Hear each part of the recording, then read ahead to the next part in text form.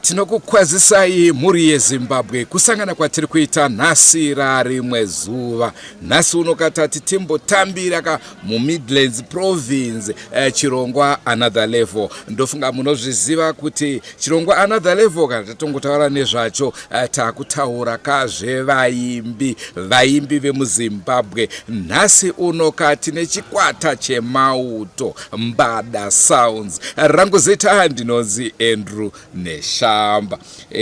Mukoma ndofunga slogan Drewmas Media munoiziva nditi? Ndakaibata zvekweli. Saka regedzai titi Drewmas Media taking you to another level.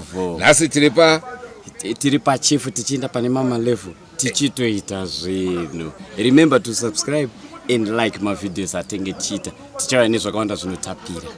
Kana mutu adaro kweinini ndingazotadza nei kudaro.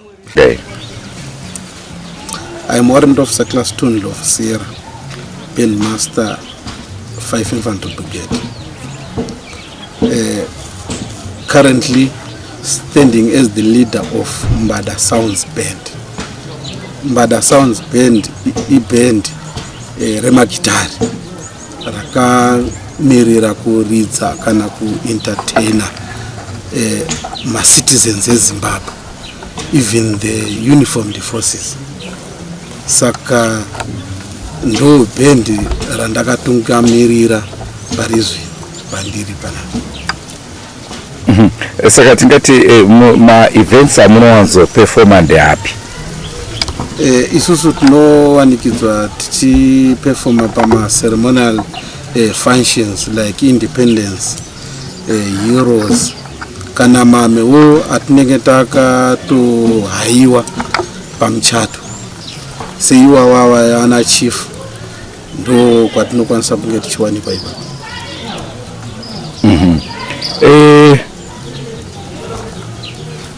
Tichitarisa nhoroondo yechikwata, imi muri mauto ndizvo? Sure.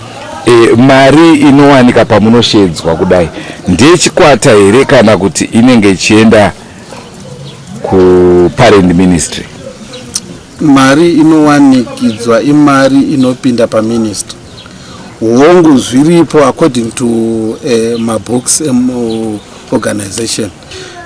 Kunotariswa kuti tinogona here kuti tikwanise kushare as players, or pane chimwe chinhu chinokwanisa kunge chiitwa in terms of my instruments togona kugadzirisa ma-instrument akafa tichishandisa mari idzo dzatinenge tatoshandira to repair our instruments. Veruzhinji vangade kuziva zvakare kuti tinoona kune police band, kune mabhendi earmy, kune chi, imimi muri mauto. Saka tingati kana dzarira futi munobata futi here muchienda ground kana kuti makangomirira zvekuentertain? Hongu tiri masoja akatotraina zvakakwana. Takatoita macourses akatokwana, titori mauto, titori masoja. Zvokutoti kana hondo yatanga tinosendeka zvemagitari toenda kuhonda todefenda nyika yedu. Indonzi Joseph Mpinduki kana kuti peacemaker.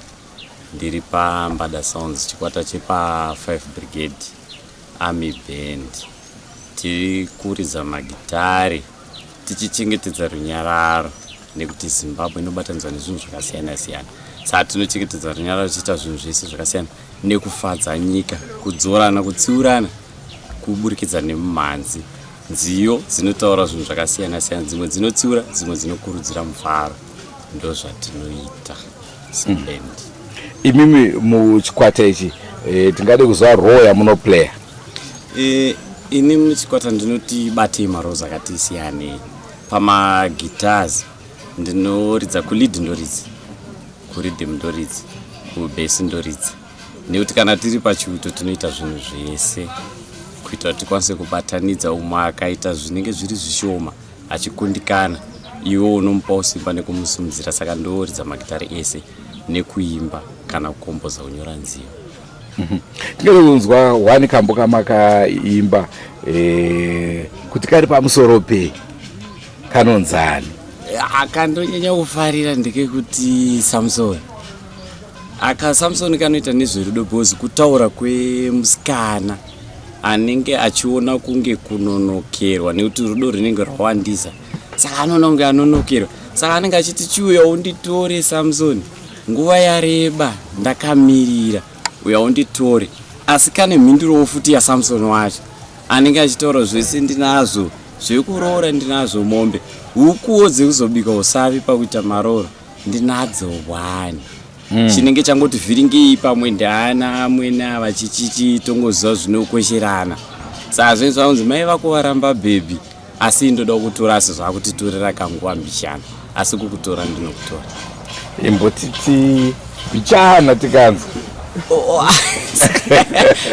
sakarekerekabate mapisi hanchangobata kapisi kadiki kwekutanga kwayo bhozi inotangira kutanga chiuya unditore Samson chiuya unditore Samson nguva yareba ndakamirira nguva yareba ndakamirira. No peace. Sounds romantic. No peace. Mutava ndebele remi. Ndinodzidza nekuti ndo language yatinayo munyika. Ndio inotibatanidza murudo kuti tikwanise kuti anenge ari mushona. Kuti chaita nditauro izvozvo. Matauro enyu anokuradza kunge akarerekera kundebele. Okay. Isi ndebele ngakhuluma ukuzwa nyazo. Ukhuluma ngakhuluma but hayi tese toziva kuti isi ndebele isinzima. Because iyo language iri tongue twisting but awukhuluma ngakhuluma kuyezwa nyazo. Inoitwa Caleb Shakespeare Matasha. Ndiri paMbada Sounds. Mbada Sounds yakatanga gore ra 2013 muna April. Yakatanga ine vakomana 10 varidza ma-instruments akasiyana siyana. Tina textual anoridza keyboard, tina munyaradzi mubhuti anoridza madrums, tina tapiwa sepo anobata rhythm, tanga tina Aaron Tarabuku akazobva muchikwata achinotanga rimwe basa airidza rhythm, tina Dumisani Squared airidza rhythm achiita ma-leading vocals kumusambo we-Afro Jazz akazosiya futi chikwata achinotanga rimwe basa. Tina Bernard Mbofu airidza lead nebass aiwa futi musambo we-Afro Jazz ne-trade akazosiya basa achinotanga rimwe basa. Tina James Mavangira anoridza bass nekukomboza musambo wesungura. Tina Joseph anoridza magitari yese anobata misambo yese jazz nesungura. Tina Owen Chinerende anoridza magitari yese nekukomboza sungura music. Chikwata chedu ichi chinobata chiri muMidlands. Muna 2014 takawinawo chibuku to fame takanoenda kuHarare takamirira Midlands. Tisi taita first position Midlands. Unfortunately patakazoenda kuHarare takazonokundikanawo tasanganawo nemamwe mabhenda atanga sasangana nawo. Saka tiri chikwata chenyu chine vanhu vangani? Pari zvino tasara tiri 6 vanhu varipo paground saizvezvi. Mugore ra 2015 takaenda kuDiamond Studios tikanoshanda navabhotso Nyamondera kurekodha first album redu ne 2 mavolumes. Volume 1 ndeyesungura, volume 2 ndeyejazz netrade. Volume 1 inowanikwa masongs 8 inoti Mudziva Rerudo, Zvipo, kumafanzi, Samson,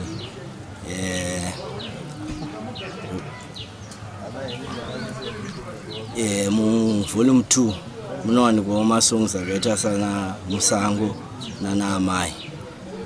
Musambo wacho wakarerekera kujazz. Imi padeka makaimba here papo? Indini handiimbi kuMbada Sounds. Ndinoshanda as live sound engineer. Ndinoita ma-connections echikwata. Utawa? Ndoitwawo James Mavangira. Ndakabarwawo kwaChundura. Town yangu yatoshandisa Kwekwe. Ndoridzira Mbada Sounds. Ndinokomboza. Mire kwaChundura vakandisunga ndokwenyiko. Varajendura yenyumberi. Ndinoridzira Mbada Sounds. Ndinoridza bass, ndinokomboza music. Saka tinongoti dai Mwari watitendera utangowanawo mukana wekuti mutionewo tichiita basa ratinoita. Tinonakidza vanhu chaizvo kwese kunana Kwekwe Gweru Chegutu tinofamba tichiridzira vanhu, asi kune dzimwe nzvimbo havasati vakutizivawo. Saka toda kuti mutisapotewo seMbada Sounds. Nhasi chaiko pari kutori nemafaro ari pano, tichange tichiridza pano. Music yedu ichange ichinzwikwa nevanhu vari pano, vane mukana wekuiona moionawo motisimudzira seMbada Sounds. Alright. Imi munonyora zvakare? Munoimba here? Ndinofara ipapo imbo nditsinhirai hwanika kambo kamunenge mangofarira henyu patinziyo twenyu twese. Kandinenge ndafarira? Ndine kamwe kandiri kufunga kuti kanonakidza, ndisingazivi kuti vanhu vachanakidzwa nako here. Vekama vakambozama kutumira mamhepo tapandukirana. Vekama vakambozama vona kutumira mamhepo tapandukirana. Atichaonana womumba mave nebopoto, atichaonana wokusataudzana mumba, atichaonana. Aya ndiwo mamhepo. But kana ndisandanzwa hangu gita racho still ndikunzwa kababa asharo so. Ndikunzwa baba asharo muvoice renyu. Inini ndakakura ndichifarira Alec Macheso. Zvekuti nyange vanhu pandaiimba vaitondiseka vachiti iwo unopenga nini mai ndaingu wakumufarira kusvika ndazotangawo kuridza gitari ndangofarirawo kuridzawo bhesi. Saka ndakatotanga kutoridzirawo kumira pamberi pevanhu ndichiridza masongs aBaba Shero. Ini ndoitwa munyaradzi muguti, ndinoridza madrums kuchikwata cheMbada Sounds chinobva nepa 5 Brigade apa. Ndakatanga kuridza madrums kudhara long back kuna 2002 ndichiri Mpanda, then ndikazoridza nemabhendi akawanda pakati apa. Then 2014 ndopa ndakazodaniwa kuMbada Sounds, ndichinopindawo muchikundi cheMbada Sounds chingopinda nemabasa edu iwaya ekurwa ngoma. Saka ndo kwandiri kuridza so far. Tiri kuzama kupusha neMbada Sounds kuti tionekwewo Zimbabwe, mutizivewo kuti kune Mbada Sounds inobva nepa BF apa. Mati munonzi mukomana? Ndonzi Baba Kizala munyaradzi muguti. Mukoma munyaradzi muguti, ndinotondera rimwe zuva ndiri kuKwekwe ndakasangana namukoma Aroni Mudhindo. Saka ndainetsekana kuti pavaimbi murefu ndiani Roni Mudhindo kana Ja Praiser, but ndikuona muri mukategori iyoyo zvakare. Muri nema. Saka ndinoda kuti yasotsvaga kuti ndiani muimbi murefu akareba kudarika vamwe vese. Aiwa, Roni Mudhindo wazvamburi ndiye mukomana murefu. Ndiye murefu? Aiwa, Ja murefu aripo, anosvika mumapendekete maRoni Mudhindo. Roni Mudhindo ndiye umwe wandakatomboshanda naye. Ndikatomboridza mamasongs kasong kanonzi Zvambu kakandinda ndakabata madrums acho. Ndisati ndaenda kuMbada Sounds. Saka muri kuvhotera Roni nekuda kuti makashanda mese. Urefu hwake ndouziva. Ja akandidarika mbichana. Mukoma Ja Praiser ndiri kuuya nerula ikoko ndizombesha. It's okay. Munondikuwadzisa nemusoja uyu. Alright. Saka inini muchirwa madrums munombowana mukana wekuimba zvakare? Alright, inini pachikwata cheMbada Sounds ndinoridza madrums nchiita mabacking vocals nekuitawo mamasongs macopyrights wande nchiitawo maleading vocals. Ndiro zvandoita. Muri sei muri yeZimbabwe? Ndonzi Tapiwa Sepo kana kuti Baba Angel. Ndowanikwa ndichirwa marhythm nemasubrythm. Nedzimwe nguva tinowanikwa tichiridza madrums kana zvichinge zvanakidza paya. Chikwata chinonzi Mbada ichi chikwata chinoridza zvinonakidza zvikuru. Tine masongs atinoridza, tine jazz nemuseve. takazvitira kuti kune vanoda jezi voteerera jezi, kune vanoda museve vonakirwa nemuseve zvakare. Saka tinowanikwa tichibata type yese yemusic. Imimi zvamunoita zvese chamunonyanyoti ichi ndo chamunofarira ndechipi? Ya ndofarira rhythm zvisingaiti. Ndichienda pamati imimi munoridza jazz, munoridza museve. Imimi kwamunonzwa hana yenyu kurovera ndekupi? Ya kumuseve ikoko kusunga bhutsu, tosunga bhutsu totanga kuita sei. Naona mari.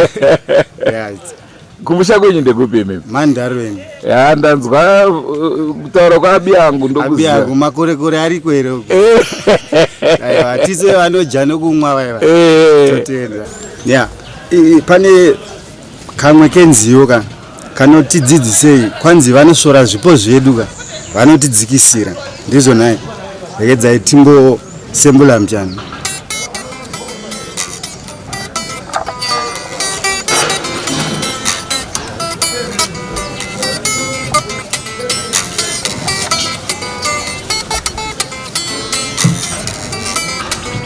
Aiwa zvizhinji madhiski.